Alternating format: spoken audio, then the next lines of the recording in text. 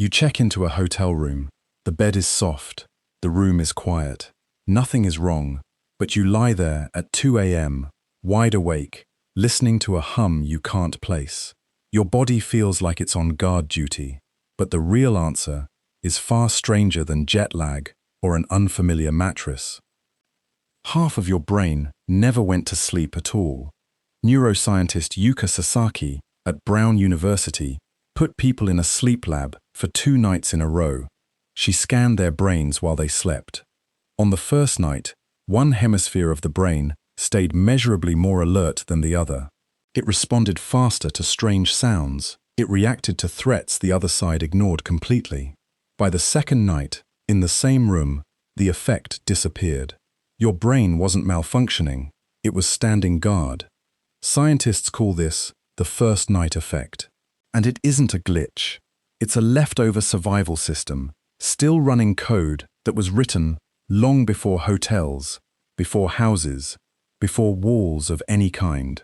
Think about what sleep actually meant for most of human history.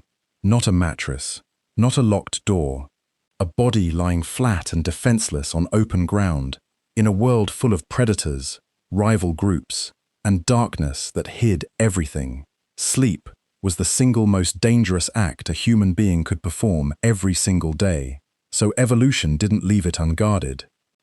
Anthropologist David Sampson at the University of Toronto spent years studying the Hadza, a hunter-gatherer community in Tanzania, who still sleep the way humans did for most of history, outdoors, in groups, without walls. He tracked their sleep patterns for 20 days straight. What he found was startling. At almost every single moment of the night, at least one person in the camp was awake, not because anyone assigned a watch. No one volunteered. It simply happened, night after night, like clockwork nobody wrote. Sampson called it the sentinel hypothesis. Some people are early sleepers, some are night owls, some wake up at 3 a.m. for no reason and can't explain why. What if that isn't insomnia? What if it's an ancient rotation system, built into different body clocks, so a group of humans is never all unconscious at the same time? Your restless nights might be a feature, not a failure. Now put that same wiring into a hotel room, or a friend's guest bedroom, or the first night in a new apartment. Your brain doesn't know the door is locked. It doesn't know the neighborhood is safe. It only knows one thing. This is not the place where I usually let my guard down. So half of it stays on watch. Sound familiar? This is why the unfamiliar hum of a hotel air conditioner keeps you up, but the exact same hum in your own bedroom would put you to sleep in minutes. It's not about the sound. It's about whether your ancient threat detector recognizes the room as territory it has already cleared. Neuroscientist Jerome Siegel at UCLA has spent decades studying sleep in 3 of the last remaining hunter-gatherer and forager societies on Earth, the Hadza, the San, and the Tsimane. He found something that upends a lot of assumptions about ancient sleep. These groups didn't sleep more than modern humans. They didn't have some mystical 8-hour deep sleep secret we've lost. What they had instead was a sleep environment their nervous systems trusted completely.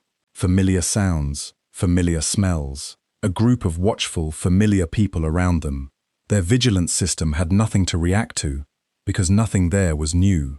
You, on the other hand, spend your life moving through unfamiliar rooms, new job, new city, new relationship, new mattress in a new apartment.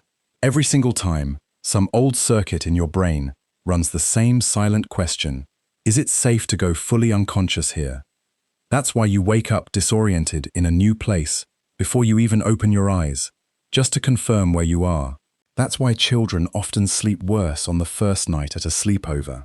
That's why soldiers, backpackers, and new parents all report the exact same thing: a strange, hyper-alert wakefulness the first time they sleep somewhere new, gone completely by the second or third night. It fades because your brain is running a background check, and once the room passes inspection, it finally stands down. There's something almost tender about that. Your body isn't trying to ruin your vacation, it's trying to protect you the only way it knows how. using a system built for a world of open savannas and unfamiliar caves, not Marriott hotels and Airbnb rentals. It doesn't know the difference between a stranger's footsteps outside your ancestor's shelter and the footsteps of the person in the room next door. It just knows. New place, stay alert. So what do you do with a brain still running Stone Age software in a world of keycards and smart locks? You can't turn off the first night effect, but you can work with it instead of against it. Sasaki's research found something useful buried in her data. The effect was weaker in people who had some small anchor of familiarity, even something as simple as a pillow from home or a consistent bedtime routine performed in the exact same order every night. Your brain doesn't need the whole room to feel safe. It just needs enough familiar signals to stop treating the whole space as hostile. This is also, maybe, why so many people sleep better with a partner beside them or a dog at the foot of the bed. Somewhere deep in that ancient wiring, another living, breathing, alert presence still counts as backup. A second sentinel, one more set of senses on watch, so yours doesn't have to carry the whole night alone. Next time you're wide awake at 2 a.m. in an unfamiliar room, listening to a sound you can't place, try not to fight it. You're not broken. You're not weak-willed. You are, for one night, exactly what every human being has been for nearly all of human history. The one still awake, keeping watch, so that everyone else, including some version of your ancestors, thousands of years back, could finally close their eyes. By morning, the watch will end on its own. It always does. Give it one more night, and the same room that once felt full of unknown sounds will feel like nothing at all, because by then, your oldest instincts will have finally agreed, this place is safe now, you can sleep.